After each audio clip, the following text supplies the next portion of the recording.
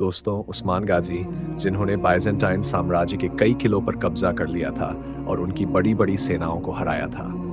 उस्मान गाजी ने इतनी फतहें हासिल की कि बाइजेंटाइन साम्राज्य के राजा को खुद उनके मुकाबले में आना पड़ा।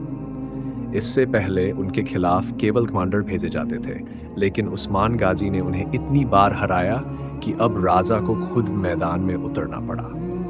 एक बार फिर उस्मान गाजी ने अपनी बहादुरी का सबूत दिया और उनकी सेना ने इतनी जोश और हिम्मत से लड़ाई की कि कुछ सैनिकों के सहारे उन्होंने हजारों रोमन सैनिकों को हरा दिया और उन्हें भागने पर मजबूर कर दिया। राजा को भी हार का सामना करना पड़ा।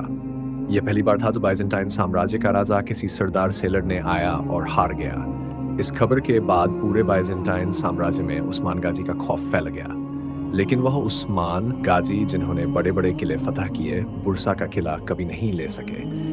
इस अधूरी ख्वाहिश के साथ वह इस दुनिया से रुखसत हो गए।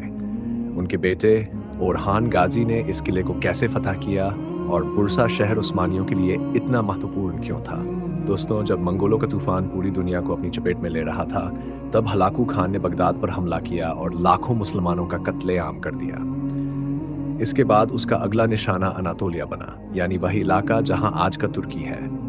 उस समय वह अख्तुर्क सल्तनत थी, जिसे सल्जूक सल्तनत कहा जाता था। मंगोल सरदार नयान ने हजारों सैनिकों के साथ सल्जूक सल्तनत पर हमला किया और पूरी सल्तनत को तबाह कर दिया। उस समय सल्जूक सल्तनत मंगोलों के साथ साथ बाइजेंटाइन साम्राज्य से भी जंग लड़ रही थी। इस वजह से सल्जूक सल्तनत बहुत कमजोर हो गई और आसानी से नष्ट हो गई। सल्तनत के खत्म होने के बाद इसमें बसे बड़े-बड़े कबीलों ने आज़ादी का ऐलान कर दिया। उनमें एक काई कबीला भी था। धीरे-धीरे कई छोटे-छोटे कबीले आज़ाद हो गए। अब उनके सामने सिर्फ दो रास्ते थे, या तो वे खत्म हो जाएं या फिर दूसरे कबीलों पर हमला कर एक बड़ी रियासत कायम करें। नतीजतन हर कबीला एक दूसरे पर हमले करने लगा और अपनी सल्तनत बनाने की कोशिश में लग गया।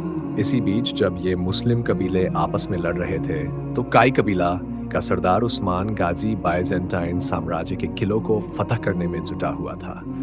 उसने बाइजेंटाइन साम्राज्य के कई किले और छोटे-छोटे शहर अपनी रियासत में शामिल कर लिए। लेकिन ये सब छोटे इलाके थे।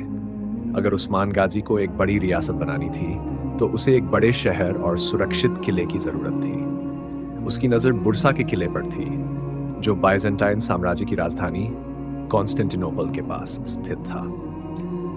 बुरसा न केवल सामरिक रूप से महत्वपूर्ण था, बल्कि बाइजेंटाइन साम्राज्य का दूसरा सबसे बड़ा शहर भी था। इसीलिए उस्मान गाजी ने बुरसा का घेराव कर दिया, लेकिन यह घेराव कई सालों तक चलता रहा। उस्मान गाजी बुजुर्ग होकर बिस्तरे मर्ग पर पहुंच गए, फिर भी यह किला फतह नहीं हो पाया। इसकी मुख्य वजह यह थी कि बुरसा का किला एक बहुत ऊंची चट्टान पर स्थित था। जब भी उस्मानी सैनिक किले पर हमला करते, तो ऊंचाई पर होने के कारण दुश्मन आसानी से उन्हें निशाना बना लेते और उनके हमलों को नाकाम कर देते। इसकी दूसरी सबसे बड़ी वजह यह थी कि बुरसा किले में अत्याधुनिक हथियार मौजूद थे, जबकि उस्मान गाजी के पास इतने बेहतर हथियार नहीं थे। एक और महत्वपूर्ण कारण यह था कि किले के अंदर हजारों की तादाद में सैनिक मौजूद थे, जो संख्या और ताकत में उस्मानी सैनिकों से काफी ज्यादा थे।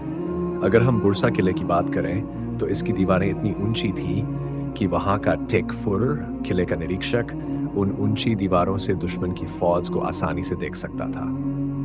बुरसा किले की दीवारें बेहद मोटी और ऊंची थी, जिसकी वजह से जब भी उस्मानी सैनिक दीवारों पर चढ़ने की कोशिश करते, वे नाकाम हो जाते। किले पर मौजूद सैनिक तुरंत उन पर हमला कर देते और उन्हें हार का सामना करना पड़ता। बुरसा किले के अंदर तैनात सैनिक संख्या में काफी अधिक और कुशल थे।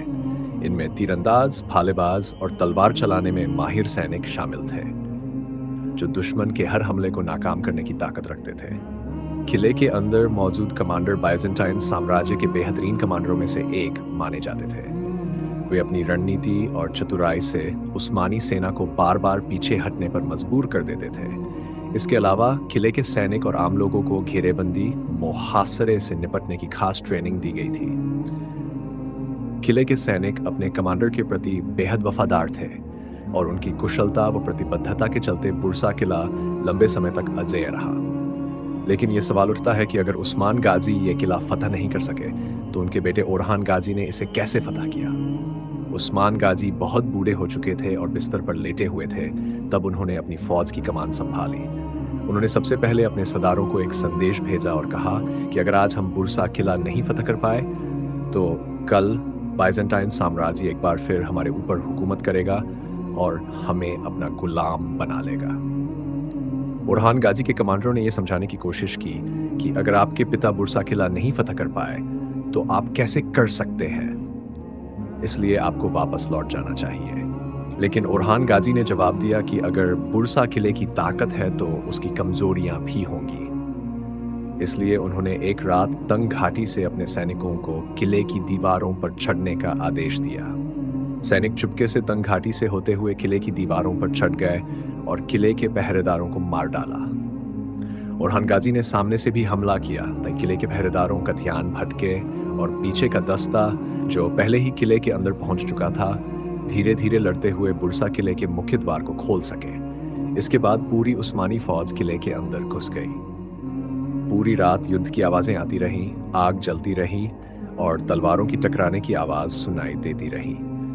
डर के मारे बुरसा के आम लोग अपने घरों में कैद हो गए और बाहर नहीं निकल पाए। आखिरकार रात की लंबी लड़ाई के बाद सुबह होते होते बुरसा किले पर उस्मानियों का झंडा लहराने लगा। वह ख्वाब जो उस्मान गाजी ने बुरसा को अपनी राजधानी बनाने का देखा था, वह आखिरकार ओरहान गाजी ने पूरा किया। उसने उस्मान साम्राज्य को एक बड़ी रियासत बना दिया और बुरसा किले को फतह कर लिया। लेकिन अफसोस, इस खुशखबरी को सुनने के लिए उस्मान गाजी अब जीवित नहीं थे। ये थी पूरी कहानी बुरसा की। आज की वीडियो में हमने आपको बताया कि बुरसा का किला कितना ताकतवर था और उसे उस्मानियों ने कैसे फतह किया। अगर आपको ऐसी वीडियो देखना पसंद है तो हमारे चैनल को सब्सक्राइब कर दें, और अगर आपको हमारी वीडियो पसंद आई हो तो हमारी वीडियो को लाइक भी करें।